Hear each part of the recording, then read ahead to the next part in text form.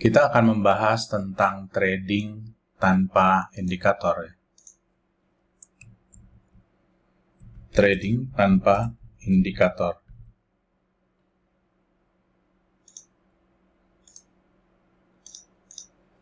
Apakah mungkin? Dulu juga saya memulai trading saya dengan indikator yang banyak sekali.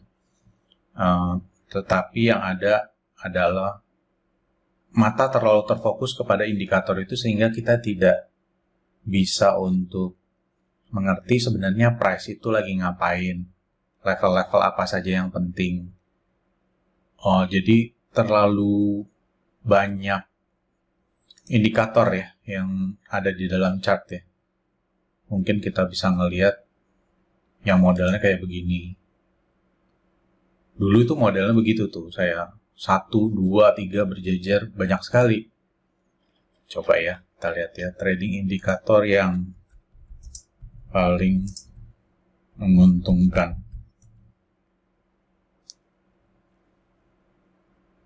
Ada macam-macam, tapi ini sebenarnya sih simple ya. Cuma waktu itu saya nggak memakai yang itu, saya memakai yang model kayak begini nih. Nah, ini ada line-nya, terus di bawah juga ada apa ini, kayak RSI ya. Terus juga dulu ada yang modelnya Bollinger Band. Jadi indikator yang paling menguntungkan, yang membantu dalam trading, coba kita lihat juga. Wah, ini juga nih. Terlalu banyak tanda dan kode-kode yang membuat kita itu bingung. Mungkin nggak semua teman-teman bingung, tapi kalau saya itu sebetulnya bingung. Jadi kita betul-betul cuma mengandalkan, wah ini merah, wah ini mulai hijau, berarti ini kita buy di sini dengan model-model yang seperti ini. Jadi kelihatannya agak buat saya sendiri, sudah saya tidak memakai indikator, itu jauh lebih mudah ngelihatnya ya. Misalkan coba kita lihat di sini. Biasa orang memakai moving average itu banyak. Coba kita lihat ya. Moving average yang banyak orang pakai kayak apa nih?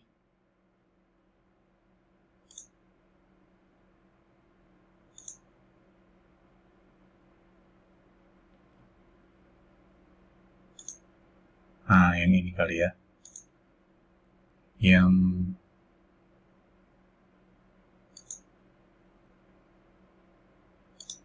Nah, ini banyakan kan seperti ini model-modelnya. Jadi ada yang dia seperti ini, ya memang kelihatannya sih oke ya. Tapi sepertinya kalau saya nggak salah ingat, ini kan waktu lagi di sini kan sebenarnya dia masih modelnya seperti ini ya. Kita masih belum tahu lah. Tapi waktu lagi dia ini cukup naik sudah tinggi, lihat ya, naik setinggi ini aja baru dia mulai membuka, baru mulai buka kecil. Kurang lebih seperti itu. Jadi kalau misalkan, coba kita lihat ya, ini jaraknya berapa. Dari sini sampai sini sudah jalan 100 pips lebih, baru dia mulai membuka agak besar. Dan waktu lagi dia mulai turun ke bawah ini, sebenarnya kan dia udah mulai nutup lagi. Udah mulai begini lagi. Ya, ini cuman waktu lagi kita udah selesai sampai di sini barulah kita ngelihat ininya udah mulai terbentuk. Kadang-kadang orang ngikutin ini udah mulai terbentuk, turun lagi. Makanya seperti ini nih nggak kelihatan peak-nya itu ada di mana. Ya, jadi apalagi waktu lagi dia turun seperti ini mulai naik lagi, kita betul-betul hanya mengandalkan ini. Jadi sehingga saya melihat ada juga orang-orang yang entry-nya itu lotnya sangat kecil, lalu dia mainnya itu mungkin karena mengandalkan ini ya, saya juga kurang tahu. Maaf kalau saya salah.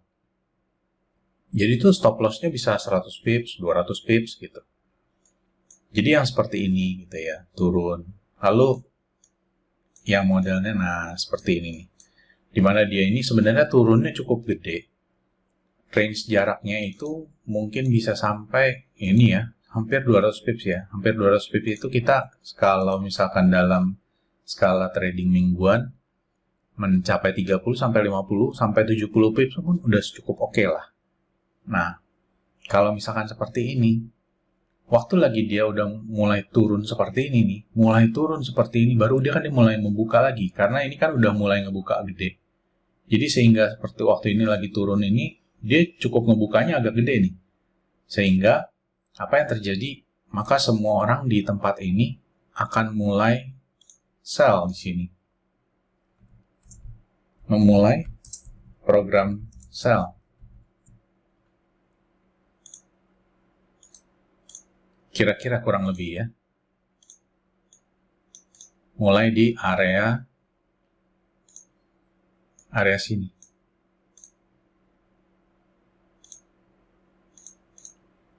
Karena sudah mulai ngebuka ininya. Maka dia akan mulai sell. Tapi apa yang terjadi? Dia balik lagi naik ke atas. Posisi stop loss-nya di mana? Kemungkinan di sini. Kemungkinan ya. Karena kalau misalkan di sini orang udah mulai entry di sini, maka jarak dia adalah dari sini ke sini. Stop loss-nya sampai 100-an pips lebih. Maka orang udah berpikir itu udah cukup banyak lah. Dia kebanyakan orang tidak mengambil stop loss-nya di sini. Waktu lagi dia sell di daerah sini. Karena terlalu jauh jaraknya. Apa yang terjadi? Dengan dia ini masih membuka, ternyata dia ambil liquidity atas ini. Liquidity yang di atas ini itu diambil.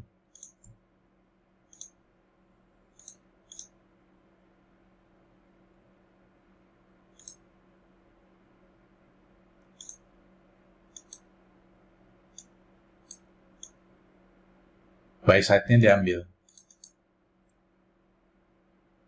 Kalau misalkan dengan yang saya pelajari, ini buy side-nya sudah diambil di tempat ini.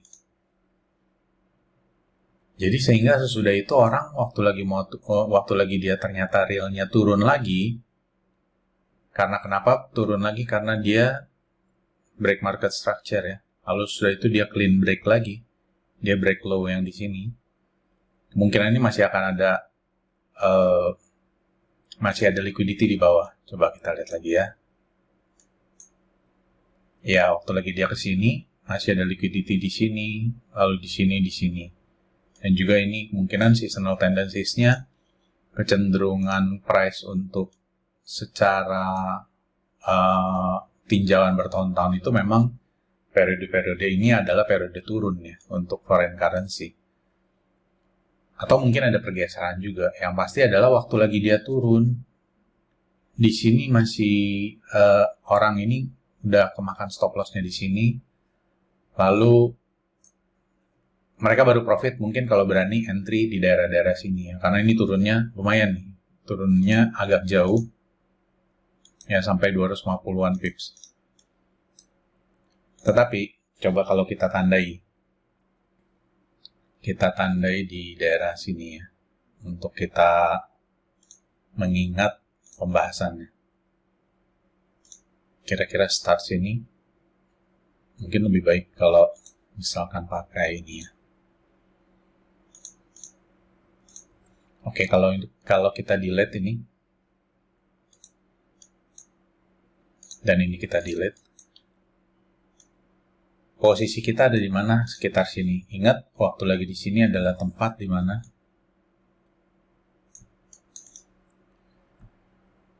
MA sudah membuka ke bawah dengan besar.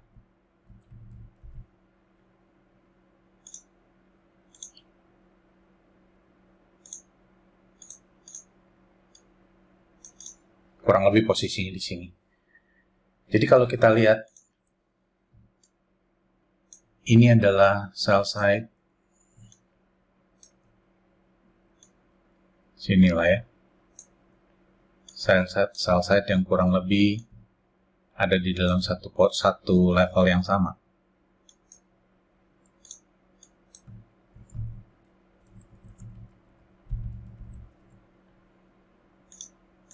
Sell side ini lalu diambil. Ingat, kalau misalkan mau sell, jangan berada di bawah. Berarti kita harus define harus menentukan range mana yang terakhir yang kita punya dari price. Nah, ini akan membuat overbought atau oversold indikator sendiri. Sebenarnya kita yang menentukan. Jadi dari sini boleh sampai ke sini. Artinya ini adalah satu batas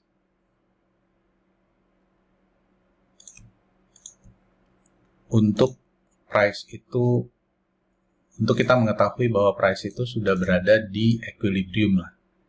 Ya, 50% dari price. Ini merupakan trading range-nya. Dari sini. Dan juga sini.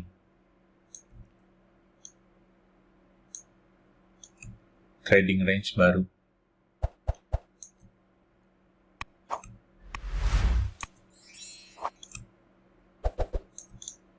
Jadi ini ya.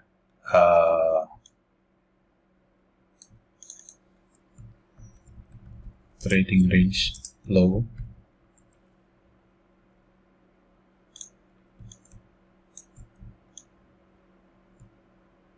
Yang ini trading range high.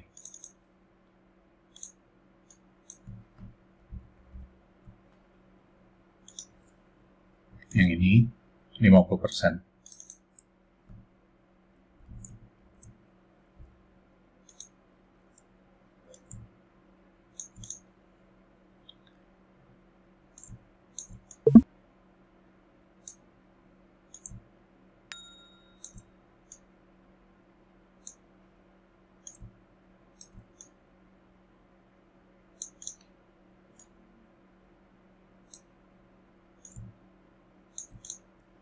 Ini kita hapus ya. Jadi waktu lagi dia turun ke bawah ini, memang dia price lag yang terakhir itu adalah ini. Tetapi kita harus lihat bahwa trading range dari top yang ke bottom yang mengambil liquidity ini adalah mulai dari sini. Kalau mau dihitung dari sini juga boleh.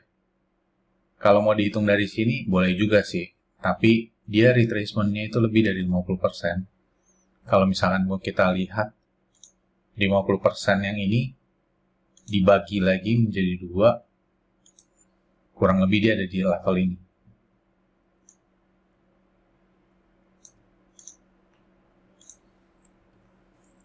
Yang tadi kita set dengan 75%.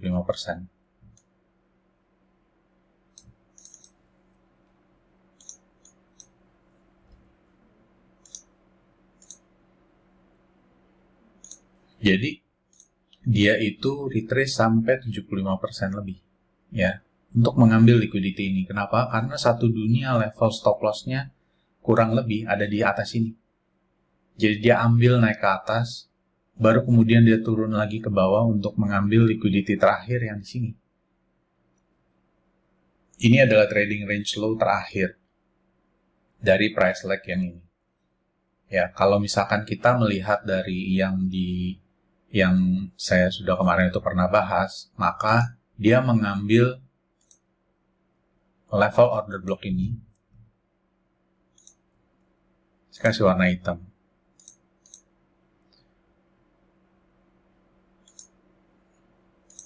Ini udah tahu ya bahwa dia ini buy side, jadi saya hapus saja teksnya.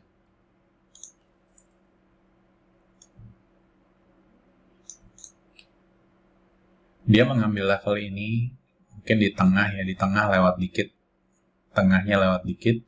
Sesudah itu dia turun ke bawah dan naik lagi ke atas mengisi daerah kosong. Jadi ini adalah daerah kosong fair value gap di level 4 jam. Kita lihat apakah dia respecting order block dengan persis. Ternyata persis loh. Ya, ini tanggal 30 Agustus. Coba kita lihat 1 jamnya. Ya, ini adalah level 4 jam. Kita tandain per hour. order block.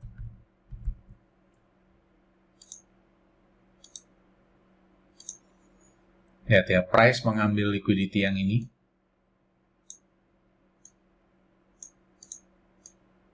Naik ke atas. Di sini juga ada gap. Di sini juga ada order block. 1, 2, 3, 4. 4 order block secara berturutan. Kalau mau digambar dari body ke body, ini adalah order block 1 jam.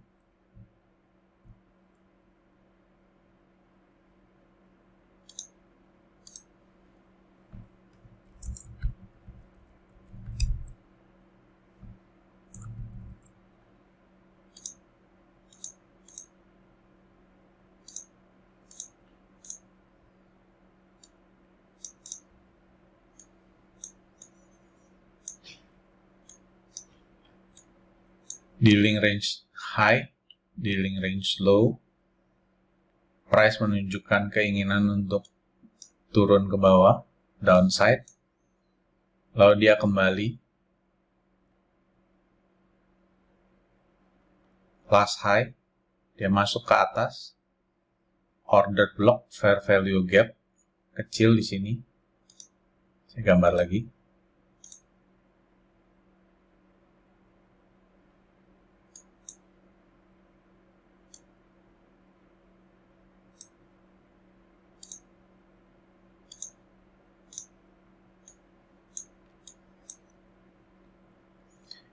Dia reject, low, low, low, kembali naik ke atas. Di sini ada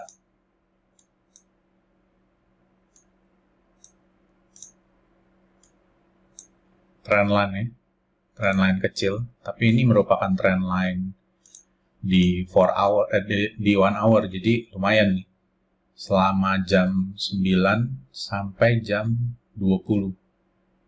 Berarti ada 12, sekitar hampir 12 jam ya. 11 jam itu dia bolak-balik dan range-nya ini dari atas sampai bawah kurang lebih 20-an, 25 pips ya. Dia terakhir dia masuk naik ke atas lagi, respecting higher time frame order block, lalu dia turun ke bawah, menyisakan di sini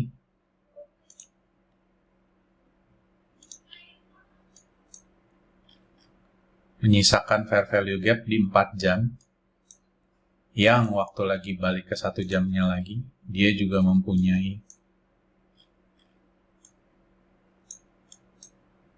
order block di sini. Order block di dalam higher time frame fair value gap.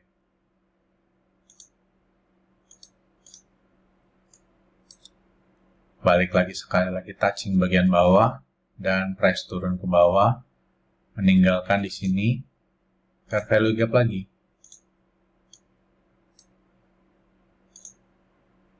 Yang diambil oleh price, dia mulai turun ke bawah dengan cepat. Lihat di sini ada apa? Ada trendline lagi.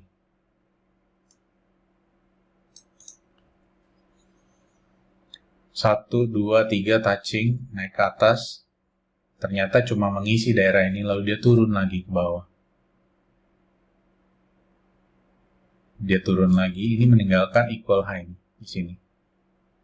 Kalau ini 872, 880. Oh enggak, diambil sedikit. High-nya di sini. 25872. Kalau di sini 25880. Dia ngambil sedikit aja. Kalau kemudian dia turun lagi, lihat di sini ada apa? Ada fair value gap juga. Sama diisi. Kurang sedikit. Dia mulai turun. Kenapa dia turun? Karena di sini juga dia memberikan liquidity juga di bawah sini. liquidity termasuk juga dengan trend line. Saya gambarkan trend line, ini liquidity-nya. Liquidity warna merah. Ya, jadi itu cara price bergerak. Dengan cara demikian, saya rasa kalau buat untuk saya sendiri, ini jauh lebih mudah untuk dilihat dibandingkan dengan yang tadi ya, dengan penuh dengan indikator. Jadi, yang saya perlukan itu sebetulnya adalah satu, trend line.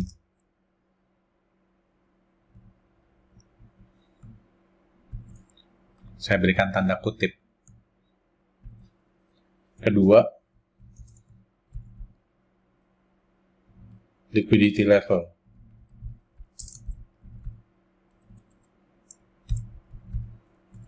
Ketiga, trading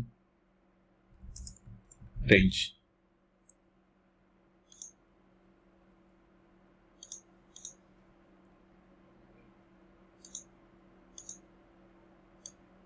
Inilah yang kita perlukan, narasi price dalam price action.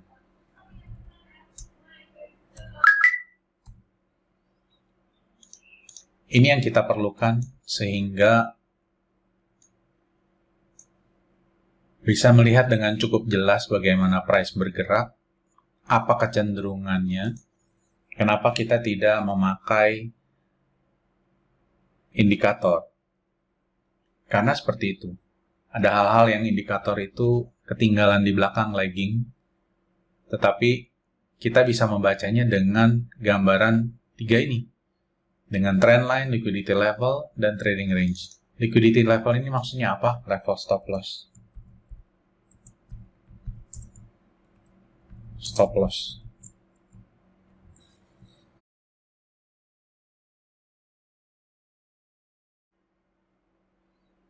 Atau support resistance level. Yang diajarkan dalam teori-teori trading. Semoga ini membantu kita semua.